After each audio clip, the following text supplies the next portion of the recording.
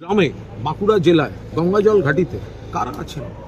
মমতা বন্দ্যোপাধ্যায় নেতৃত্বাধীন সর্বভারতীয় তৃণমূল কংগ্রেস পাশে এসে দাঁড়িয়েছে।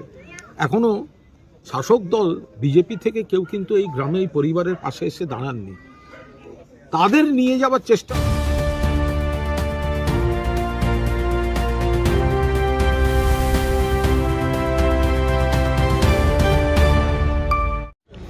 রুম্পা মণ্ডল, আশা কর্মী।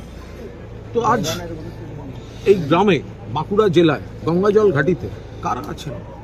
মমতা বন্দ্যোপাধ্যায় নেতৃত্বাধীন সর্বভারতীয় তৃণমূল কংগ্রেস পাশে এসে দাঁড়িয়েছে। এখনো শাসক দল বিজেপি থেকে কেউ কিন্তু এই গ্রামে এই পরিবারের পাশে এসে দাঁড়াননি। তাদের নিয়ে যাওয়ার চেষ্টা হচ্ছে কোনো মন্ত্রীর সঙ্গে দেখা করতে, কিন্তু এখানে এসে দাঁড়াচ্ছে এবং যাদেরকে বিজেপি রাজ্য বিধানসভায় তথাকথিত বিরোধী স্বীকৃতি দিয়েছে, বিজেপির বিটিং, বিজেপির দালাল, তারা আজকে যখন মমতা বন্দ্যোপাধ্যায়ের নির্দেশে দোলা সেন, কুণাল ঘোষ বাঁকুড়া জেলায় মৃতার বাড়িতে আশাকর্মীদের পাশে, এবার দুদিন পরে হয়তো তারা আজকে শুভেন্দু অধিকারীর সঙ্গে দেখা করতে যাচ্ছেন নিজেদের ব্যক্তিগত সেটিং ইস্যুতে। এইটা হচ্ছে দুটো তফাৎ।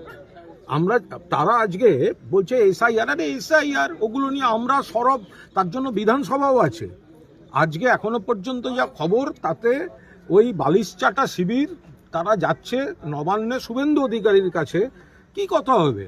সব নিজেদের ব্যক্তিগত অঙ্কের, কি করে তারা থাকবেন, একটা পরিষদীয় অঙ্কে অস্তিত্বের সংকটে পড়েছেন, তারা নিজেদের করতে যাচ্ছেন। কাहीं পে নিগাহে কাहीं পে নিশানা। এখনো পর্যন্ত কোনো বিপদগ্রস্ত মানুষের কাছে এলাকায় যাননি।